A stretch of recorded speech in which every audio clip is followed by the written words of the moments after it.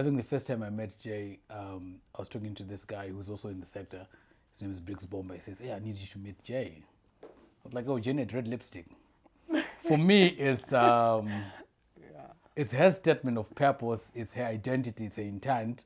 I think it's how she protests. Yeah. So I already had a vibe with Jay. It's like, oh, okay, I would love to have a conversation with her, and that conversation went nowhere. It was over drinks. It was just what is possible, what could happen, and I think a few weeks down the line, she hits me up and says, "You know what? I'm in Joburg right now, but when I come back to Zim, do you think you can pitch something for us?" I was like, "Yeah, I like challenges. I like to pitch, and let's see what happens." So my name is Tirivash. Everyone calls me TC. I've done campaigns for political parties across Africa. I've done campaigns for CSOs in Southern Africa and NGOs, global NGOs for that matter. And I think this for me is the second time that I'm getting where the work that I've done is getting critical notice. And I'm running this activity, as I've said, around enhancing transparency and accountability in public finance management in Zimbabwe. And Zimbabwe is a totally different, ballgame when it comes to public finance management. Talk about corruption, talk about illicit financial flows, talk about unaccountability by leadership. Anything goes. And the citizens also just accept it. And I think it has been a long, protracted, battle and struggle for many citizens, such that there's so much fatigue when it comes to agency and asking critical questions. So I was thinking about a campaign, because under the activity, I could run a campaign, an outdoor campaign, one that builds citizens' oversight on public finance management. And I was talking to my friend, a dear friend, like TC has said, Briggs, and he says, "I want you to meet with us young men as well, hey?" And says, he told me about campaigns that TC had run, political campaigns for the private sector as well in South Africa. I was like, I need to meet with this guy. I think we can resonate at the ideas level. I think he's an ideologue, and I'm looking for such for my activity. And if you remember, TC, I wrote, I think, about 2 pages. I was trying to right, because I wanted you to see, I wanted the agency to see, what I was looking for.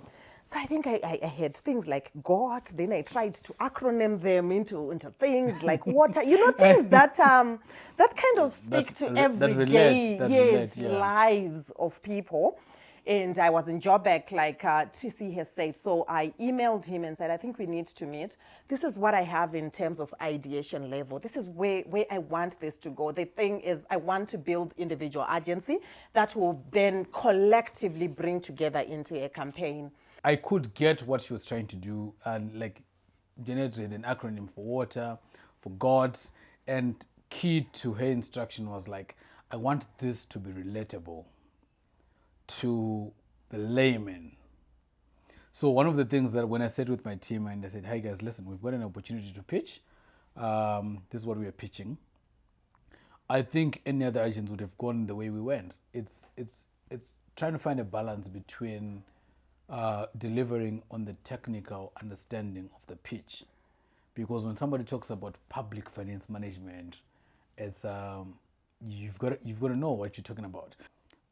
One of the ideas that we built was a figures idea, and the concept which I still believe in then was, let's go and study every sector where there's been like gross mismanagement of funds. Let's look at how much money was wasted to mismanagement, how much money was actually lost, and let's use that figure as the headline. It felt like it would make the right noise, but I just couldn't get the punch in it. But at that point, when she texted me on WhatsApp, it was like, oh, okay, I think we may just have to pitch this. But then I texted the next day and say, I know you're coming back tomorrow, but just give me another week. For us, is we've never pitched to a client something we don't totally believe in. And I think at the point of this pitch, we were almost there. And then, so Jay comes back to Zim. I think after 3 days, he texts me and says, I hope you haven't forgotten about us because I need to diarize the pitch. So what she's literally saying is, dude, can you send me a diary? At what point, what day and what time are we coming to your offices for this pitch? And at this point, it's just a pitch. They could come here, listen to us, and go to the next agency. So I said, I got you. That's all I said. I said, you know what? I got you. Called my team, reconvened, and said, listen, guys, we've got like 4 ideas that we could pitch, but I'm not quite happy with them. I don't. They don't kick me the right way.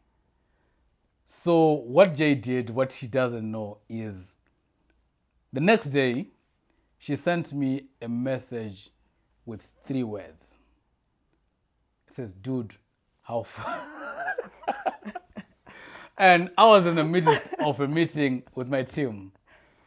And so one of the guys, that's a creative guy, is Kako, is sitting there. And I said to him, dude, she just texted again. She's asking how far. And I was like, you know what? Let's just agree that these are the ideas we have and let's package them. I said, you know what? It's okay. I'm going to drive out. I'm going for lunch. I'm going to come back here. No one leaves this place until we're done. So I get downstairs. I get in my vehicle. I'm trying to drive for lunch. And then something hit me. She's asked how far. Maybe that's what we need. So I make a U-turn. I say, Kago, how far are you with the pitch? He says, but I told you we're compiling it. I said, did you not listen? Can you listen to me again? How far are you? And he just smiled and said, dude, I get you. And I texted immediately and said, we have something for you in 48 hours.